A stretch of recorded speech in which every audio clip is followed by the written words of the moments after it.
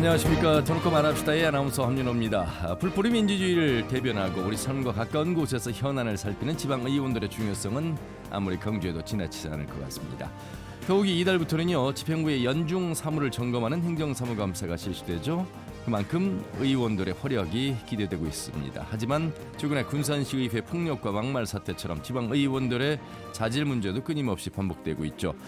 자, 오늘 터놓고 말합시다는 행정사무감사와 지방의회 역량 강화란 주제로 함께하겠습니다. 각 정당의 도의원들 4분 모시고요. 행정감사 내용 살펴보고 또 군산시의회 사퇴도 살펴보도록 하겠습니다. 자, 오늘 방송은 유튜브를 통해서 실시간 생중계 그리고 다시 보기도 가능합니다. 많은 의견도 올려주시길 바라겠습니다. 토론에 들어가기 앞서 도민들은 이번 행정감사 등에서 지방의원들에게 주문할 사항은 무엇인지 김세별 리포터의 도민 인서트로 함께 들어보시죠. 지방의회에서 국정감사만큼 중요한 게 행정감사인데요. 전북은 민주당 일당 구조 때문에 행정에 대한 의회의 감시 기능이 작동하지 못한다는 인식이 크잖아요. 이번에는 소수 정당 의원들과 함께 행정의 인사 문제나 갑질 문제 등에 제대로 대처하고 있는지 점검하고 행정도 주민들을 위한 정책 마련에 힘써주시길 바랍니다. 행정감사는 지역의 일이기 때문에 그만큼 이슈가 되지 않는 것 같은데요. 일단 문제를 발견하고 해결하려면 의원들 전문적인 지식이나 역량이 좀 필요한 부분인 것 같고요. 특권의식보다는 주민들의 대변인 역할은 잘하고 있는지 지방 의원들은 스스로 채찍질하는 노력이 필요할 것 같아요. 군산시 의원의 동료 의원 폭행 내용을 보면서 실망이 컸거든요. 사적인 자리도 아니고 의회 중에 그랬는데 자기 감정을 주체하지 못했다는 게 충격적이고요. 행정감사도 중요하지만 매번 반복되는 지방 의원들의 폭력이나 음주운전 같은 문제들의 강력한 징계 조치가 따라야 할 것 같아요. 지방의회의 권한이 예전보다 많아졌다고 하는데 그만큼 우리 생활에 얼마나 변화를 주고 있나 생각해볼 부분이고요. 전북이 특별자치도로 거듭난 만큼 지방의원들도 분발해줬으면 좋겠고 지역민들도 우리 지역 현안에 더 많은 관심을 가져야 할 것 같아요. 네, 도민들이 지방의원들에게 주문하신 목소리를 들어봤습니다. 오늘 4분 모시고 말씀 들어보도록 하겠습니다. 먼저 전북특별자치도의회 정의당의 오윤숙 의원님 어서 오십시오. 네, 안녕하세요. 예, 진보당의 오은미 의원님. 네, 반갑습니다. 예, 국민의힘의 이수진 의원님. 네, 안녕하세요. 더불어민주당 선한희 의원님. 네, 안녕하세요. 예. 네 분이 의회에서 한 자리에 만나기도 쉽지 않은데 저희 터놓고 말합시다 시간에 그렇죠. 이렇게 모실 수 있어서 영광이고요. 또 오늘도 네 분의 아주 자연스럽고 평상시 하고 싶었던 소신의 발언 부탁드리겠습니다. 일단 행정사무감사나 예산 전국 이야기를 듣기 전에 우리 지역은 아니었습니다만 우리 지역에서도 굉장히 관심 있게 지켜봤던 지난 영광국성의 재보궐선거에 대해서 말씀을 좀 들어보도록 하겠습니다. 진보당 굉장히 노력 많이 하셨고 영광에서는 2등을 하셨습니다만 낙선이었습니다. 어떻게 그 선거 굉장히 노력도 많이 하셨고 가서 목소리 많이 높이셨잖아요. 예. 그렇죠. 저희가 한 100여일 넘게 또 특히 올여름은 기록적인 폭염으로 그렇죠. 많이들 힘들었잖아요. 예. 그런 중에도 저희는 가서 정말 그 땀을 흘려가면서 주민들 속으로 파고들어서 처음에는 이제 언론에도 거의 이제 비춰지지 않았었어요. 근데 이제 저희가 한 30%가 때가 되니까 여론조사에서 그때서야 이제 우리 후보가 나오고 이랬었는데 그럴 정도로 굉장히 그 양강 구도로 계속 언론에서는 잡아갔었고 여전히 좀 많이 배제되고 좀 이런 상황에서 이제 선거를 치렀지만 역시 주민들 민심이라는 건 굉장히 무섭고 민심이 뭘 원하고 또 어떻게 해야 되는지 저희는 또 잘 알고 있기에 이제 민심을 파고들어서 막판에 좀 지지율 이제 1위를 이제 차지했고 많은 주민들이 거기에 대한 기대감과 또 확신이 있었어요. 예. 근데 결국 막판에 가서 우리 민주당에서 이제 이재명 살리기로 이제 막 갔다가 그 바람을 몰아서 결국에 이제 저희가 2등을 했었는데 사실 이제 군수 선거임에도 불구하고 거의 대선 같은 미니 그런 대선 분위기. 이런 그래서 언론들에서 표현을 했죠. 군수 후보들은 안 보이고 민주당의 후보 또 조국혁신당의 후보가 아니라 이재명 또 조국만 대표. 보이는 예. 그런 선거였거든요. 그래서 이것은 조금 뭔가 아닌 것 같다. 그래서 많은 주민들이 좀 안타까워 미안해하고 좀 부채감이 있으셔서 저희는 이제 1년 7개월 후에 예. 다시 이제 지방선거가 본선거가 시작되잖아요. 예. 지금부터 다시 바로 그 다음 날부터 본선거에 준비 돌입했습니다. 예. 제2의 강성희는 나오지 않았습니다만 네. 2등 31%에 가까운 득표를 했습니다. 일단 말이죠. 여쭤보고 싶은 것이 많은데 이 3파전 속에서 역시 민주당의 기본적인 텃밭, 이 표심이 확고한 상태에서 1대1 구도가 아닌 3파전은 역시 어렵다는 거. 왜냐하면 진보당의 후보와 조국혁신당의 후보가 합산하면 57%인데 민주당은 41%로 득표가 얻음으로써 당선이 됐거든요. 어떻게 보세요? 이 구도의 경쟁. 그렇죠. 이제 뭐 민주당이 너무 확고하죠. 이제 그런 기반들은. 근데도 이번에 이제 민주당 후보 공천에 있어서도 많은 이제 주민들이 실망을 했고 예. 민주당에 대해서 많이 이제 비판적이었는데 그래서 이번에 이제 선거 기간 동안 보면 민주당을 위해서라도 진보당이 후보가 이겨야 된다라는 그런 주민들의 여론이 셌었어요. 이제 뭔가 민주당에 대한 그런 애정은 여전히 갖고 있지만 예. 민주당이 제대로 가게 하기 위해서는 이번에 영광에서 진보당 후보가 되어야 된다라는 그래서 그런 이제 회초리를 들어야 된다라는 이제 이런 것도 계셨었긴 한데 좀 저는 이제 보면 민주당이 선거 기간 때 이렇게 보면 너무 그 민심을 읽지를 못하더라고요. 그래서 오로지 그냥 이재명 그리고 민주당 어머니 우리 민주당이잖아요. 예. 다른 내용이 없어요. 뭐 정책이고 뭐고 없고 일단 후보 자체가 자질에서부터 많은 논란이 있었기 때문에 예. 네, 그러긴 하는데 이제 조국혁신당도 거기에 대해서 또 조국혁신당 후보 또한 또 여러 가지 좀 그런 자질 그렇죠. 논란이 또 예. 셌었잖아요. 이제 그런 속에서 이제 진행이 됐었는데 이미 이제 조국혁신당도 어떻게 보면 민주당에 좀 아류지 않습니까, 사실. 예, 나중에 같은 보면 편. 그렇죠. 예. 원래 거기서부터 나온 거잖아요, 사실. 아군 뭐 이런 우군 이런 표현을 썼습니다만. 예, 그렇죠. 이제 그러다 보니까 이제 저희하고 그러면서 많은 영광 국민들이 좀 뭔가 새로운 변화에 대한 그런 열망이 컸었고 예. 서로 유권자들도 그렇고 저희들도 그렇고 그런 기대를 가지고 이제 막판에 이제 투표에 임했었는데 좀 그게 결국엔 알겠습니다. 이기지 못했던. 예. 민주당의 서 의원님, 참 이재명 대표, 최고위원, 국회의원들의 영광 국성을 물론 조국혁신당이 조국 대표는 한 달 살이를 했습니다. 어떤 선거였길래 이 재보궐선거에 이렇게 총력을 기울였을까? 이게 사실 그럼에도 불구하고 영광에서는 41%밖에 얻지 못했거든요. 예, 이게 뭐 결과로는 전체적인 재보궐선거 2대2였습니다만 호남안에서의 득표율을 따져보면 민주당도 안심할 수 없는 그런 의미가 아닐까 싶습니다. 네, 사실 저도 이번 선거가 정말 힘든 선거였고 많은 이제 당원들과 의원님들이 이제 보궐선거에 같이 현장 운동을 좀 했었는데요. 아마 저희가 다음 지선을 앞두고 고민해야 되는 지점들이 여러 곳곳에 좀 보였다는 생각이 듭니다. 그러니까 이제 오음 의원님 말씀처럼 인물 경쟁이 되지 않고 사실 정당 경쟁이 됐는데 예. 그 정당 경쟁을 보면 이제 민심에 대한 얘기를 하셨지만 또 민주당의 저희 의원으로서 가보면 민심이 그래도 민주당을 해야 된다는 여러 이야기들은 어디서 나오냐면 지금이 민주당이 아니라 이런 전국에서 우리가 그다음 대선을 생각하면 이번 선거에서 민주당이 져서는 안 된다라는 민심이 좀 있었어요. 그러니까 이 사실 영광이라는 지역의 선거가 약간 대선이나 이제 앞으로 두고 지금 윤석열 정부나 여러 가지 사안 안에서의 호남의 여러 마음들이 사실 결집되는 마지막 판이 막판에 결집되는 상황이었기 때문에 이제 그렇게 좋은 결과가 나왔다고 보는데 예. 한편으로는 결과만 보면 당선이지만 이제 다음 선거에서 우리가 조국혁신당과 그 다음에 어쨌든 이제 진보당이 그 안에서의 농민운동이나 여러 안에서 그렇죠. 많은 마음을 얻었기 때문에 그 정도 결과가 충분하게 이제 받으셨다고 생각을 하면서 어떤 고민이었냐면 그러면 우리는 진짜 다음 지방선거를 인물 구도로 펼칠 수 있을 것인가 이번 보궐도 이랬는데 그러면 인물에 대해서 지금부터라도 지금 계속 사람을 찾는 과정들이 필요하고 잘 준비가 되어 있어야 되는데 사실 조국혁신당 후보 같은 경우도 거기에서 이런 거잖아요. 이제 우리가 편하게 갑툭튀. 그러니까 예를 들어 이제 연고만 여기인 거지 실제적으로 이 사람들과 함께 어떻게 지역을 함께 해왔냐 이런 예. 부분들 중요하게 작용을 했는데 그런 부분들이 많이 놓쳤던 것 같아서 저희는 이제 다음에 단체장 선거나 여러 선거들도 그런 부분을 좀 챙겨야 되고 네. 사실 이렇게 영광의 이제 영광공석 그 후보들을 보면 마음이 안타까운 게 그분들도 굉장히 부끄러워하는 게 느껴지는 거예요. 그래요. 이런 선거를 또 보궐선거라는 게 주민들 그렇죠. 입장에서는 마음 아프고 또 세금 낭비고 맞습니다. 이런 선거 치르는 거 네. 굉장히 창피하고 창피한데 또 어떻게 이렇게 초집중을 받는 관심도가 받는 선거가 되다 보니까 이제 그런 여러 가지의 회한이나 좀 안타까운 마음도 많이 전해주시고 그랬습니다. 예. 네. 솔직하게 말씀해 주셔서 당선의 결과 이면에 숨어 있는 민심을 정확하게 읽어봤고 다음 지방선거를 어떻게 준비해야 될지 많은 고민이 있다 이런 말씀하셨습니다. 우리 정의당과 국민의힘에서도 하실 말씀이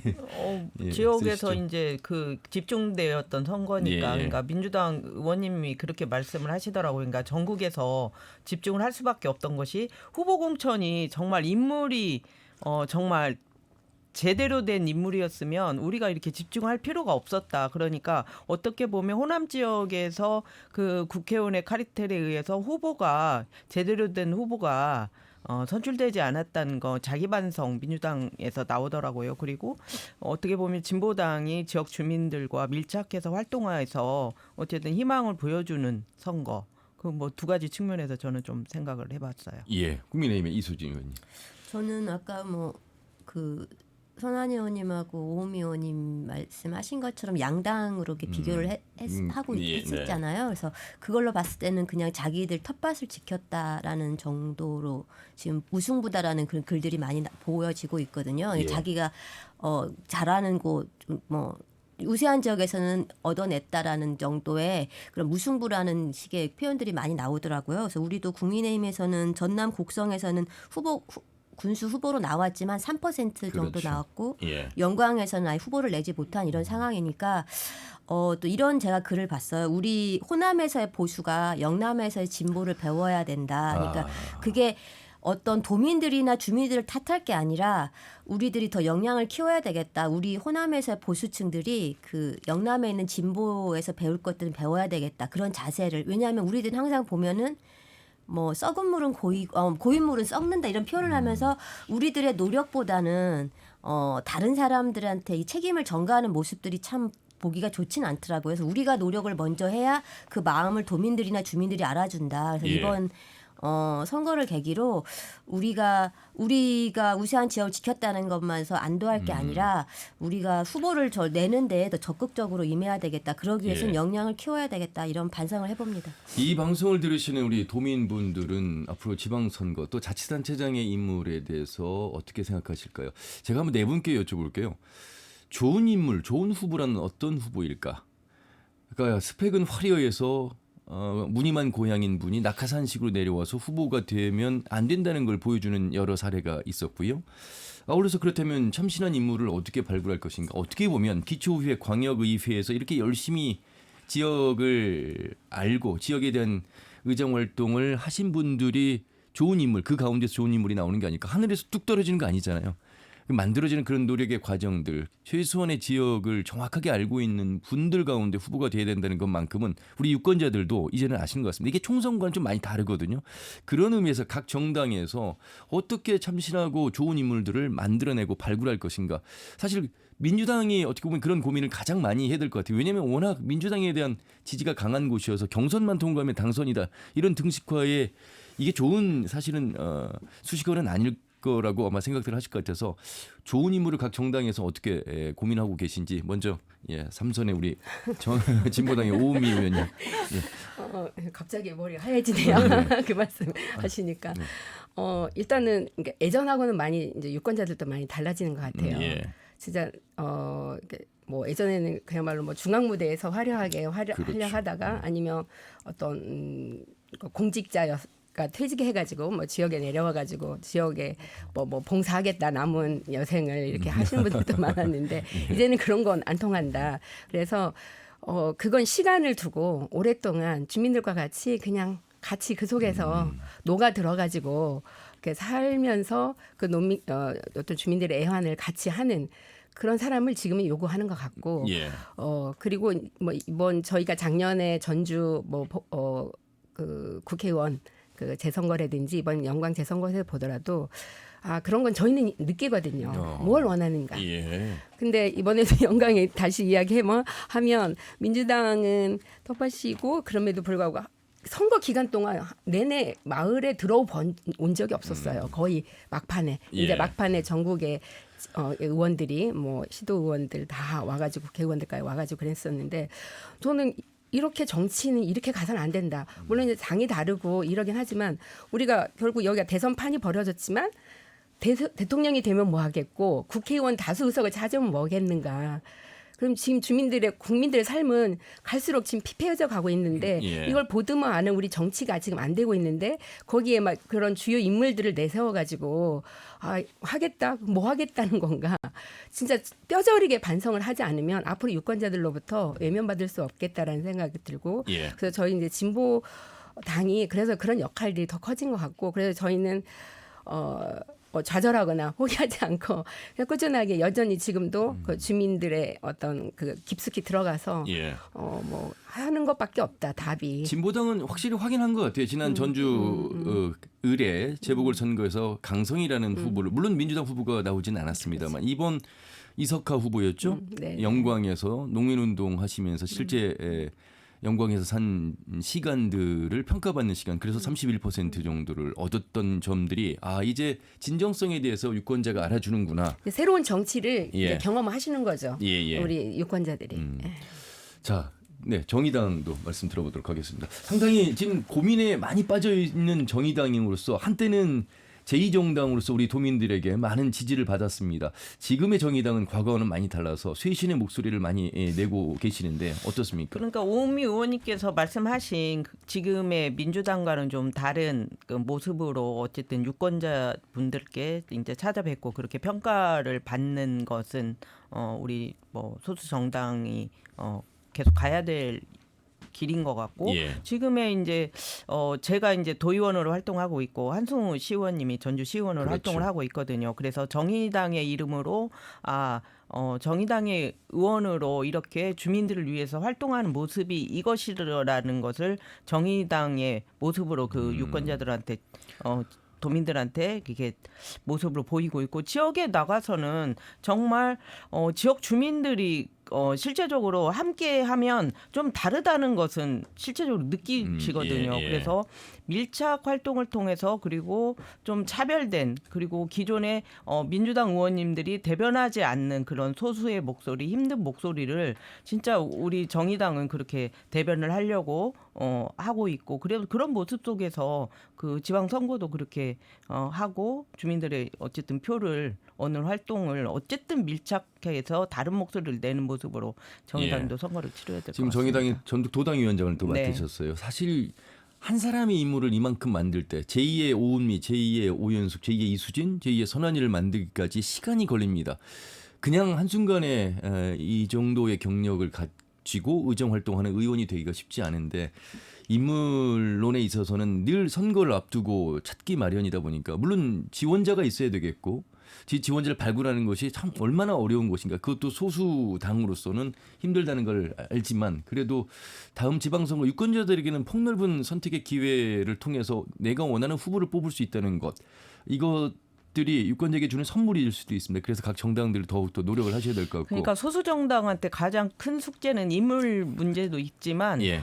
재정의 문제가 가장 큰 문제로 가슴 있습니다. 아프네요. 예. 예. 출마를 하면 민주당 후보는 낙선이 되더라도 10% 이상을 득표를 해서 그렇죠. 선거비 보전을 받지만 15%였을 때 전액 10% 15%를 봤을 때 선거비를 보전을 해서 다음을 기약할 수 있는 그런 게 미래가 좀 예정이 되지만 그러니까 정의당의 후보가 10%도 득표를 하지 못했을 때 오는 그 참담함과 그리고 재정적으로 여력이 없기 때문에 다음 선거를 도전할 수 없는 그런 실제적인 어려움도 있고 그리고 지금 후원회가 결성이 되어서 시의원, 도의원도 후원금을 모을 수 있는 그런 제도가 하는데 저는 있는 집에 그건 더 숟가락을 더 얹어주는 그런 제도라고 저 생각을 하거든요. 예. 그래서 후원 제도도 이를테면 민주당 의원님들은 어쨌든 당선 가능성이 있고 그리고 의정 활동할 때 도움을 받을 수 있는 그런 게 가능하기 때문에 후원금도 더 모집되는데 소수정당 의원들은 후원회를 해도 솔직히 후원금을 받을 수 있을까? 그리고 그걸 후원회를 조직해가지고 얼만큼의 내가 모을 수 있을까의 고민 속에서 아예 후원회조차 이렇게 결성을 못하는 그런 지금 현실이 있거든요. 정의당도 이 정도인데 국민의힘은 얼마나 될까? 저희도 그 청년 지난 지방선거에서 청년 후보들을 할 때 그 재정적인 문제가 있으니까 그 재력을 좀 봐서 예. 보는 걸 보고 아이고. 제가 그걸 그러니까 그 얘기를 살짝 하면서 좀 그러니까 우선순위가 돼버리는 거예요. 예. 그 판단을 할 때 부담감이 아무래도 청년들은 그 재력이 없으니까 막 도와줘야 되고 이런 것들이 힘들어하고 이런 것들이 보이니까 재력 아무래도 우선순위에서 예. 그런 말이 부드럽게 너무 나와서 저는 그건 아니다 생각했거든요. 근데 이제 근데 또 경제력을 또 무시할 수는 수 없는데. 없습니다. 이게 왜냐하면 돈이 드는 선거에서 그래서 선거 뭐 이후에 또 삶이 있기 때문에 어쩌면 그 풍토가 사실 청년은 없는 게 자연스러운 거잖아요. 예. 자연스러운 그렇죠. 것 중에서 예. 그게 그렇지만 다른 장점들이 많기 때문에 예. 그런 걸 잘점을 부각하고 이런 능력 있는 사람들을 중앙에서 도와줘야 되는 분위기로 가야 되는데 그런 분위기보다는 사람의 인물을 보기보다는 그 주변에서 이 사람은 일단은 그거에 대해서 자유로운 사람이니까 우선순위가 주어지는 거 보고 예. 아니 그러니까 뭐 그게 점수로 주어졌다는 게 아니라 누가 하고자 했을 때 그거에 대한 날카로운 검증보다는 일단은 그 사람의 그 경제적인 게 조금은 편안하니까 말이라도 우선순위를 주연다는 느낌이 제가 받은 거예요. 그게 무슨 심사할 때 어떤 게 작용했는지는 않았겠지만 제가 그걸 보고 좀 안타깝고 없는 게 자연스러운 거 그건 창피한 게 아니고 없는 거를 우리가 키워내야 되는 게 당의 역할인데 왜 그런 거에 초점을 맞추기보다는 그런 거에 대해서 정말 이 도당이나 이 중앙에서 어떤 역할을 해주나 젊은 사람들을 그렇네요. 키우는 거 지원해주는 걸 전 해야 된다고 제가 얘기도 했고 그랬거든요. 그래서 앞으로는 다음 지방선거에는 청년들한테 가장 중요한 건 그 젊음과 패기와 소신 있고 그다음에 세상을 바라보는 지금 깨끗함이 있어야 된다고 보거든요. 그렇죠. 그래서 그걸 우선순위로 해서 많은 토론을 통해서 이 사람이 아니면 안 된다. 이 사람이 꼭 우리 지방선에 나갈 사람이다. 모든 사람이 검증할 수 있는 인물이 돼야지 그 외에 다른 거가 우선순위로 작용해서는 절대 안 된다라고 저는 생각을 하고 있습니다. 이 선거 비용 문제는 거의 세액공제나 이제 후원금을 통해서 선거 비용에 대한 부담 없이 그렇게 하고 있어요. 그래요. 하여튼 뭐 진보 정치를 하고 싶은 분들, 청년분들, 여성분들 언제라도 오시면 그런 걱정 없이 알겠습니다. 할 수 있어요. 서 의원님 왜 괜시리 미안한 표정을 짓고 계세요? 전혀 아니요. 아니 근데 사실 좀 불편하지만 네. 민주당의 도의원 37분 무투표 당선이 몇 분이십니까? 저희가 22분이었던 것 같아요. 자, 그러니까 누군가는 이렇게 열심히 해도 10% 얻기도 어렵고 10% 반액이거든요. 그러니까 보전 비용에. 근데 누군가는 22명은 선거 운동을 할 수가 없어요. 이분들은 그냥 이미 당선이기 때문에 기울어진 운동장을 그러니까 얘기하지 않을 수 없고 그러니까 많은 인물군들이 민주당으로 갈 수밖에 없는. 근데 그건 조금 아까 이제 여러 이제 지점들이 있었는데 이제 그렇게 다수의 당이 돼서 뭐 하냐 했을 때 아니 뭐 하냐는 아니고 그 과정에서 인물 찾기가 이렇게 어렵다는 말씀을 하고 오 있는 의원이 겁니다. 말씀에는 사실 정당 자체의 역할과 존재 이유가 정권을 창출하는 거기 때문에 당연히 모든 선거에서 피를 토하는 심정으로 다 같이 뛸 수밖에 없고 아까 재력 얘기하실 때 제가 좀 아까 머리가 좀 띵했는데 그럼 결국 너가 아버지 뭐 하시노 약간 이런 거잖아요. 왜냐하면 청년이 돈을 가질 수 없는 상황에서는 부모님의 재력과 부모님의 인맥으로 인해서 공천이 되는 과정들이 사실은 어느 정도의 작용을 할 수밖에 없는 구조다라는 거여서 사실 그게 좀 마음은 아픈데 민주당에서는 사실 그렇게 되지는 않았어요. 지금까지 저희 지금 청년 의원들 후보들을 보더라도 근데 이제 그 말씀하신 것 중에 무투표 당선은 사실은 그 당시에는 호남만 그런 게 아니고 영호남이 전부 다 그런 상태였고 그만큼 경선이 굉장히 치열한 상황인데 경선 같은 경우는 보전비를 하나도 못 받아요. 경선 비용 전체에 대해서. 그러니까 오히려 젊은 청년 의원들이 가장 어려운 게 본선보다 경선이고 그렇죠. 그 경선에서 많은 비용을 들여야 하더라도 그 비용을 다 후보들이 n분의 1 하는 방식이니까 그냥 그 여론조사나 경선 방식에 대해 부담을 안 해야 되는데 이제 그런 여러 가지가 무투표 당선이니까 좋다 나쁘다라고 얘기할 수 없고 그 예. 당시의 선거와 정치적 분위기가 있는 거고요. 저는 아까 좋은 인물이라고 얘기하시는 게 어떤 걸까 했을 때 사실 영광군수 후보도 기초광역원 출신이었거든요. 예, 예. 예. 근데 이제 고민이 저는 오히려 이런 고민하고 싶은 거예요. 아까 밀착해서 활동하고 하는 것들은 선거운동의 방식일 수 있는데 그럼 좋은 인물은 누구냐 했을 때 우리가 말하는 건 건강한 토론이 가능한 정치인이 현재 있느냐의 고민인 그렇죠. 거예요. 그러니까 기초광역도 사실 저희도 의회에서 만나더라도 우리가 건강한 토론하고 있는지 돌이켜봐야 되는 거죠. 그러니까 인물로서 뭔가 엄청난 전문성을 가지고 하는 게 아니라 진짜 비난이 아닌 토론, 비전을 제시할 수 있는 것.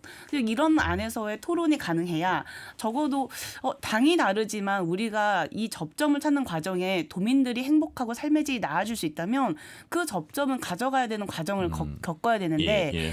그런 과정들이 사실은 선거 방식이나 이런 상태에서 검증되지 않고 저는 제일 큰 고민이 이제 좀 뒤에서도 얘기가 나오겠지만 도덕성 검증은 할 방법이 없다는 거예요. 그러니까 군산폭력 사태 같은 경우가 과연 어떻게 이렇게 나올 수 있는가. 김영일 의원. 네, 예. 네, 이제 그런 좀 고민들이 좀 듭니다. 그 얘기 네. 잠시 뒤에서도 네. 해봐야 되겠습니다. 할 얘기가 많습니다. 네. 사실 제가 무투표 당선을 비난한 것이 아니고 이렇게 소수 정당들은 한 사람 인물 만들기 어려운데 22분이나 무투표로 당선이 됐던 팩트를 가지고 말씀을 드렸습니다. 이게 정당의 지금 현 주소라는 점에서 인물 찾기가 그래서 더욱더 어려운 부분 말씀을 들어봤습니다. 자, 오늘 네 분의 도의원 모시고 말씀 들어보고 있습니다. 진보당의 오은미 도의원, 국민의힘 이수진 도의원, 더불어민주당 선한희 도의원, 정의당 오연숙 도의원 말씀 들어봤습니다. 잠깐 얘기하려고 했는데 벌써 절반이 지나갔습니다. 이렇게 네 분은 하실 말씀이 많습니다. 자, 행정사무감사 앞두고 있어서 각각의 위원회에서 어떤 우리 의원님들 준비하고 계신지 말씀을 들어봐야 될 것 같습니다. 이번엔 우리 국민의힘 이수진 의원님 조금 잠시 후에 하시겠습니까? 아니요, 예. 먼저 예.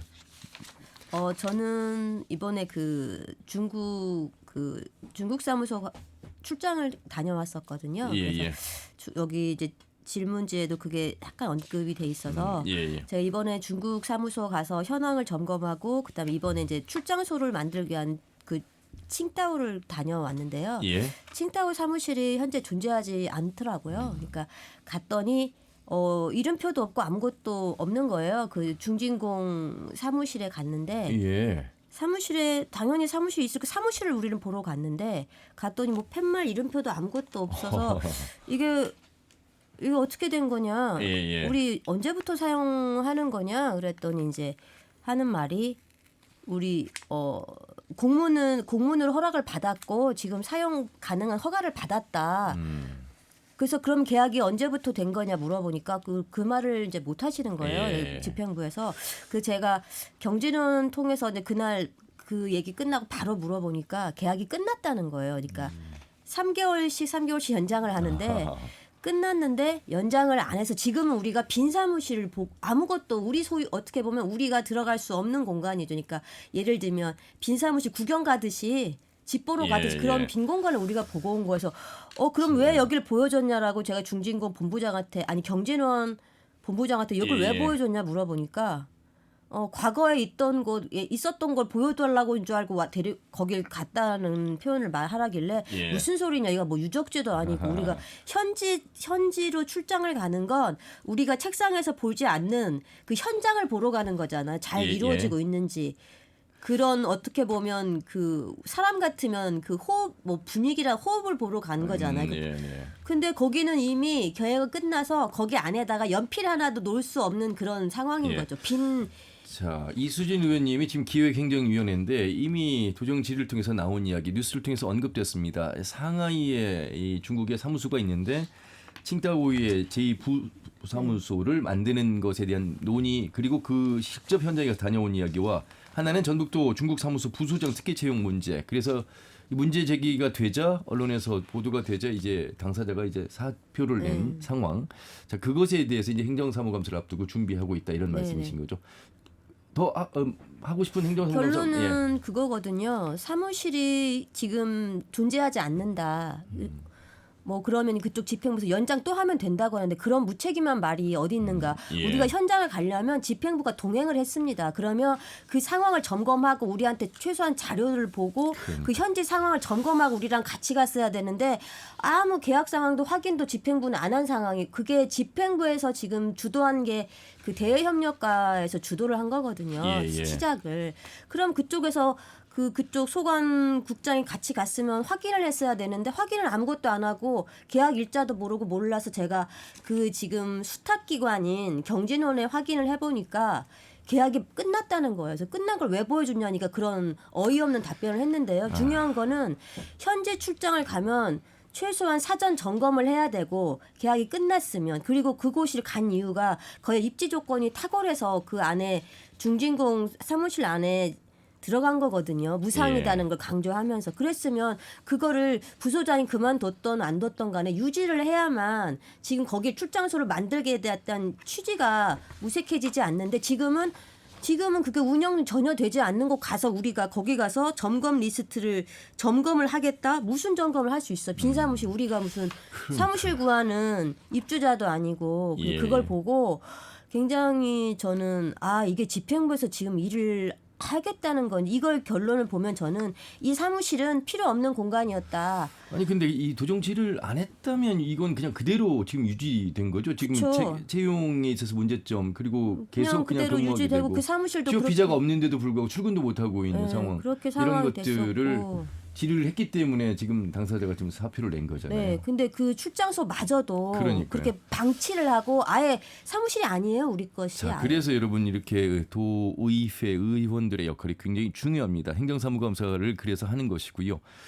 자, 그리고 이제 정의당의 도당위원장을 맡고 있는 오연숙 의원님은 이제 농업복지환경위원회 많은 말씀들을 하셨고 또 특히나 이 자광 개발 관련해서 용도 변경 재심의를 이끌어냈습니다. 물론 뭐 지난 5일 재상정이 되긴 했습니다만, 예, 네. 행정사무감사 어떻게 준비하고 계십니까? 9월 24일부터 그 11월 5일까지 그 자광의 그 대한방지 부지 개발 때문에 계속 이제 도에 대해서 행정 절차에 대해서 문제 제기를 했었고요.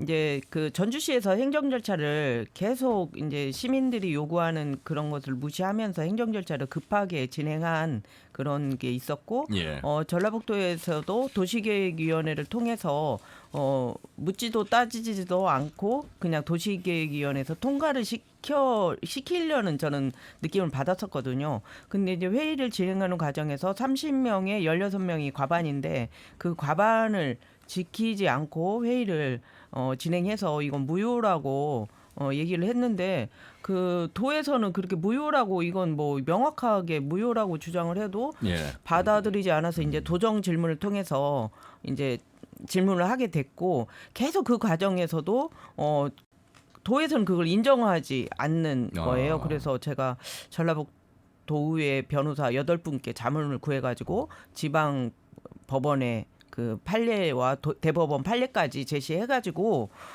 이제 재심의를 이끌어냈는데 그 과정도 그래요. 재심의를 행정이 다시 번복하고 하는 것은 본인들이 잘못하고 이게 제가 말한 게 옳거든요. 무효가. 근데 끝까지 이건 뭐 법적 다툼에 뭐 여지가 있어서 재심의를 한다는 그런 과정이 있었고 저는 행정을 감시하는 역할이기 때문에 그 대한방지 부지 개발을 하는 자광이 이 사업성을 가지는가는 굉장히 이게 중요한 문제이기 때문에 그 문제를 재심의 때 그 기한이익 상실이 발생해가지고 사업성이 지금 없게 돼 있지 않았습니까? 그래서 재심의 때 그런 부분을 계속 검토 의견으로 냈고 이 부분이 명확해지지 않으면 이 부지 용도를 바꾸는 것은 그 사업자한테 특혜를 주는 것이라는 것을 그 도시계획위원회에서도 피력했는데요. 예. 근데 이제 전북 특자도도 그런 문제점에 대해서 전주시를 좀 지도 감독하는 역할이 아닌 그냥 관망 그냥 두고 보는 입장이고 전주시 또한 본인들이 법적 절차를 좀 어겨가면서 그리고 협상에 이 기본 계획을 통과시켜도 대한방지 부지 개발이 제대로 되지 않으면 다시 환원할 수 있다고 주장을 해왔거든요. 그래서 예. 도시계획위원회가 그런 상업용지로 변경을 해도 다시 환원할 수 있다고 오해할 수 있는 그런 답변들을 했었는데 그건 있을 수 없다고 그 도시계획위원회에서 예. 결정을 했었고요. 그래서 그 심의가 마치고 이제 지금 주장이 자광에서는 롯데가 이를테면은 그 빚을 갚은 건 1,046억의 빚을 갚은 것은 우리가 줘서 롯데가 갚았다. 그렇게 주장을 하는 거고 그래서 우리는 사업 개발을 할 수 있는 거다. 그렇게 하는 거고 롯데건설은 또 연락을 해봤더니 우리는 자광하고 예. 그 시공 계약을 한 적이 없다. 지금 그래서 이제 12월 11일까지 협상 기간이 있어서 예. 그때를 볼 예정이고 이번 행정사무감사에서는 저희 상임위 소관이 아니라 우리 산업경제 우리 선한희 의원님 계신 그 위원회 소관이어서 지금 행정 절차에서 조금 어긋난 지점들이 문제점이 많거든요. 아까 그 기본인 뭐 회의 의사 정족수의 문제 그리고 공문을 졸속으로 이를테면 공무원들을 참여시켜서 그렇게 의결하게 하는 문제 그런 문제들을 좀 정리해가지고 예. 산업경제위원회에서 좀 다룰 수 있게 좀 할 예정이고요. 그리고 가장 중요한 건 또 성면의 문제가 우리 일상생활에 우리가 그 가는 뭐 주민센터 예. 그리고 어린이집 성명 뭐 관리는 그런 좀 곳에 잠시 후에 다시 네, 들어보겠습니다. 네. 예. 어쨌든 뭐 재상정이 돼서 용도 변경이 진행되고 있고 여기에 이제 종합경기장과 대한방지권 두 건이 이제 해당이 됐습니다. 자 그리고 이제 전은수 회장이 기자회견을 통해서 네. 우리는 사업한다. 네. 뭐 대주당과 협약을 어느 정도 협의를 이끌어냈다. 이런 발표가 있었습니다. 자 그래서 여러분 뭐 들으신 것처럼 각 상임위에서 이렇게 의원들이 어떠한 관심을 가지고 행정사무감사를 하고 있는지가 중요한 이유고요. 자, 경제산업건설위원회 우리 선한희 의원님도 상당히 많은 준비를 하셨습니다. 뭐 대표적으로 하실 말씀 먼저 하나 하시죠. 네, 사실 행정사무감사가 원래 의정활동의 꽃이어가지고 그렇죠. 예. 저렇게 소스를 이렇게 미리 주는 거는 참 아니 이제 두 분은 사전에 이미 네네. 도정지를 했던 사안이어서 네, 그래서 저도 이제 맛보기로 그냥 했던 것 중에 조금 더 깊이 들어갈 수 있는 부분들인데 이제 하나가 분산에너지 활성화조례를 좀 최초로 만들었는데요.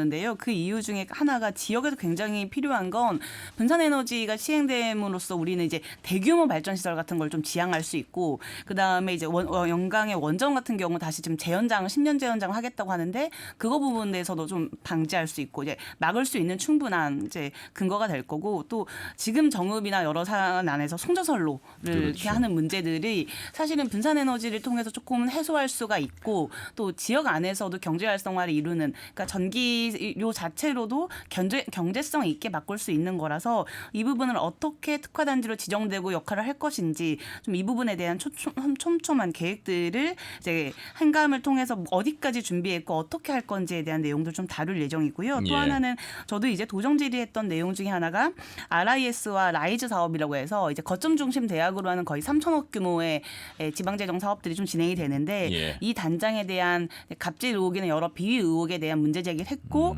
굉장히 어려웠던 게 6월에 제가 도정 질의할 때는 감사하겠다고 했는데 실제 감사가 이루어지지 않았어요. 그래서 감찰만 했다는 거예요.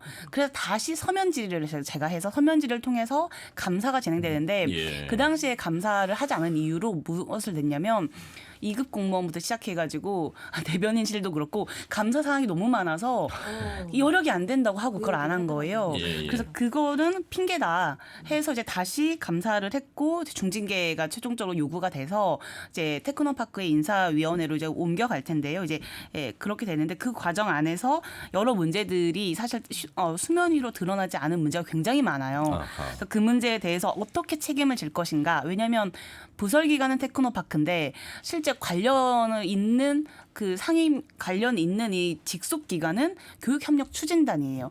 그러니까 이제 그건 또 기획행정이 소관이어서 일관성이 없는 거예요. 그러니까 어느 누구도 통제받지 않고 책임이 아예 되지 않아서 이 업무에 대한 이제 일관성을 만드는 과정들 그리고 실제 이게 학생들을 위해서 정주 여건을 만드는 사업이거든요. 그러니까 대학과 기업이 연계해서 학생들이 기업에 가서 연구도 하게 하고 기업을 경험하게 하면서 이 지역 안에서 좀 살 수 있는 여건을 만들어 달라 하는 거였는데 실제 지금까지 올해 집행률이 28%입니다. 전체 예산에. 근데 집행률이 중요한 것보다 이 정도면 사업을 거의 못한 거예요. 그러니까요. 뭐 하신 거예요? 네, 단장이 이제 직무 배제가 된 상태에서도 어느 누구도 이 사업에 대해서 손대지 못하고 있었던 거죠. 그래서 제가 이 관련해서는 한 분 한 분 대부분 1:1 면담을 다 합니다. 왜냐하면 사례를 모으려면 사실 저희가 행감은 정말 사람들 만나서 계속 그렇죠. 이제 만나는 방식으로 해야 돼서 예. 이 문제에 대해서 정말 학생들이 주도적으로 할 수 있는 역할을 만드는 것,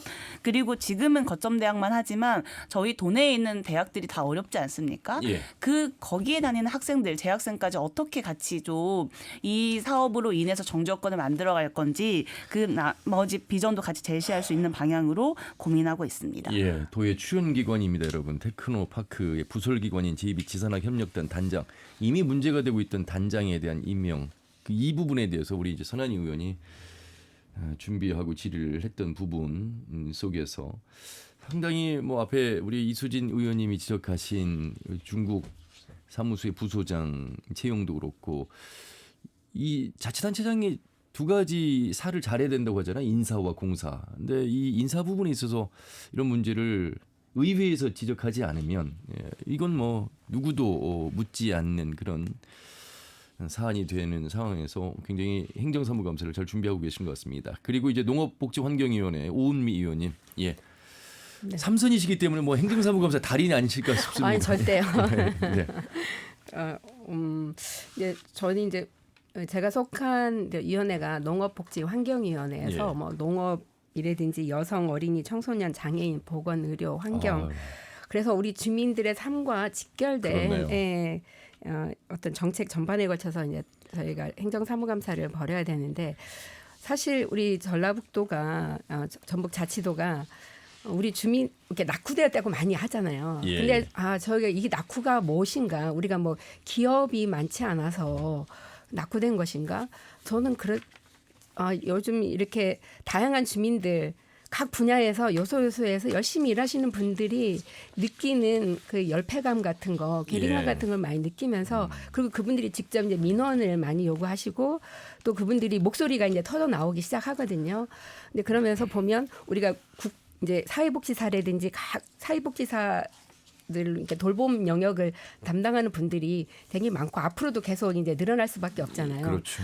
그리고 또 비정규직이 계속 더 확대되고 있고 한데, 근데 이런 분들의 그 처우나 복지나 이런 건 저희가 이렇게 뭐 수치상으로 비교해도 전국 꼴찌 수준이거든요.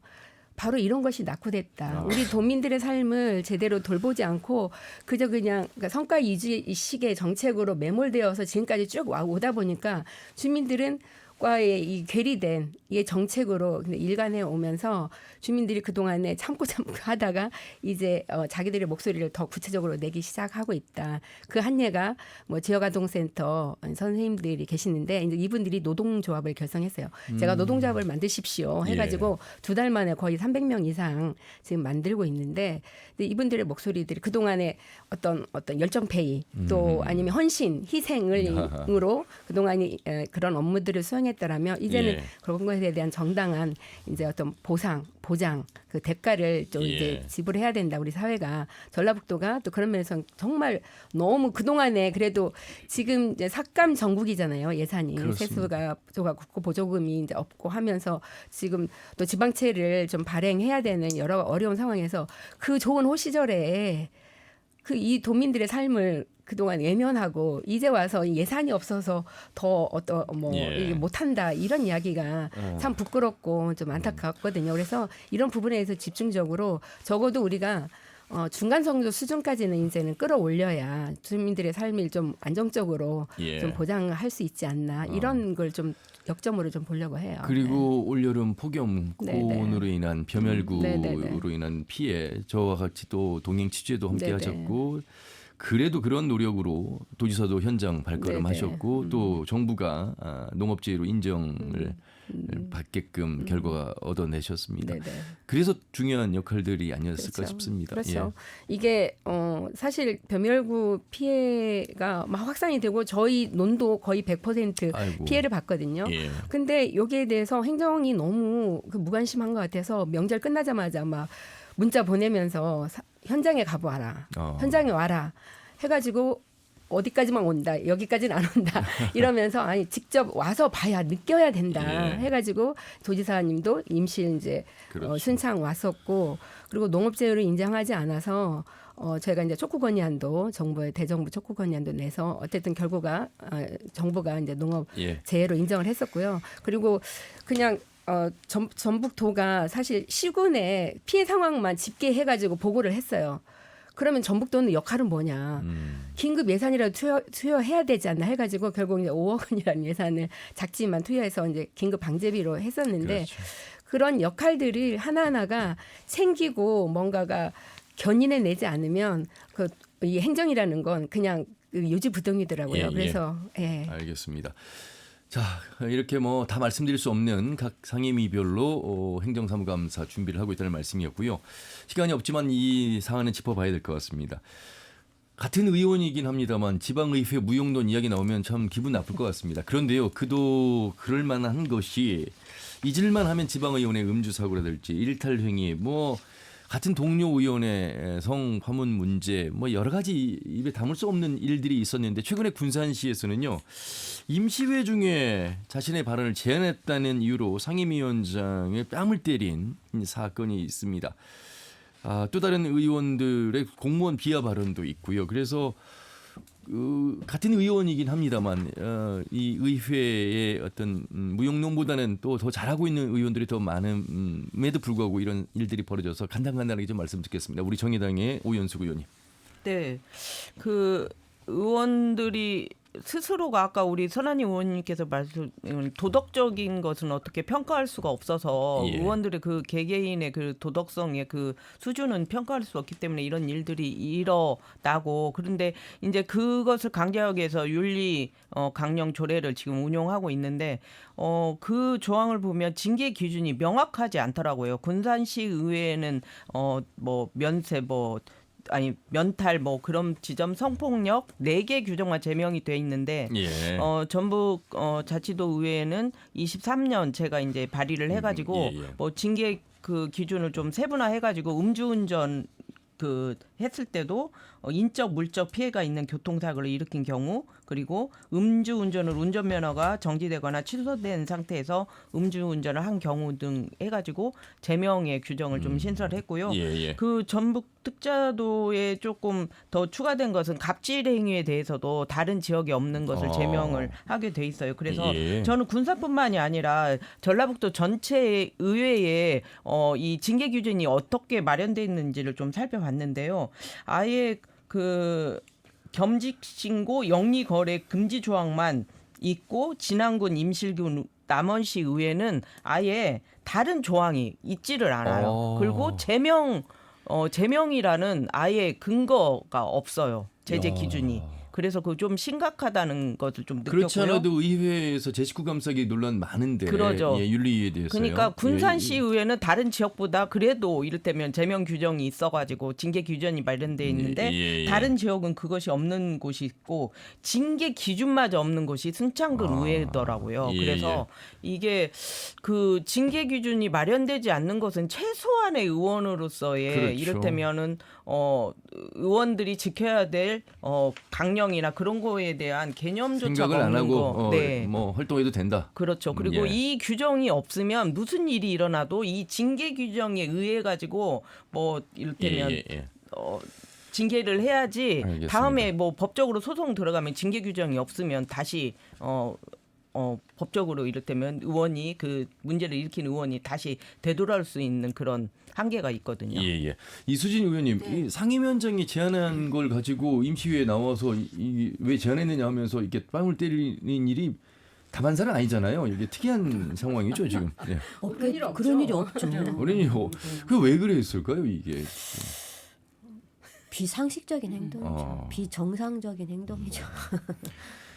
기분이 나쁜 건 뭐 사실이었기 때문에 거기서 시작은 네, 됐겠습니다만. 군산시 의회가 아까 말씀하신 것처럼 이제 그런 일이 있을 때 아까 선한 의원님도 말씀하셨지만 도덕성은 얼굴 봐가지고는 아무도 모르잖아요. 근데 이제 이런 일이 생겼을 때 어떻게 대처하느냐에 따라서 그 시의회나 도의회 그게 바로 뭐 청렴지수나 어떻게 임하느냐 그걸 보고 판단을 하거든요. 어떻게 근데 이번에 있을 때 바로 군산시의회에서 바로 행동을 그걸 조금 더디게 움직이려고 하고 조금은 뭐 정치적인 판단을 하려고 하는 듯한 모습을 보였기 때문에 그게 문제됐던 것 같아요. 예를 들면 정무적으로 판단하겠다 이런 식으로 표현을 시의회 의장단에서 한 거예요. 그렇기 때문에 지역 시의원 단체에서 그건 아니다. 이거는 품위 유지라는 윤리 강령을 위반한 건데 이거는 무슨 정무적 판단할 사항이 아니다라고 들고 나섰기 때문에 윤리에 예. 회부될 수 있었던 거거든요.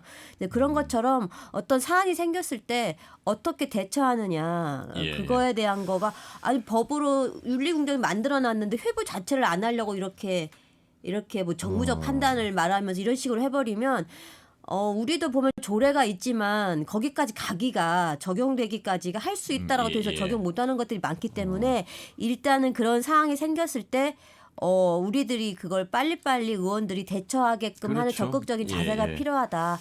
이것만이 봅니다. 아니고요. 그래서 그러니까 이게 연관이 되는지는 모르겠습니다만 군산시 공무원 노조가 공식적인 회의 중에 나온 일부 시의원의 공무원 비하반을 또 문제 삼아서 성명서를 냈거든요.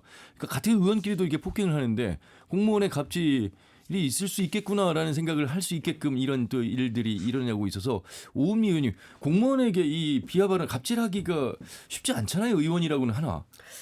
근데 여전히 저희가 보면 지금도 그런 일들이 비일비재한 것 그래요? 같아요. 예.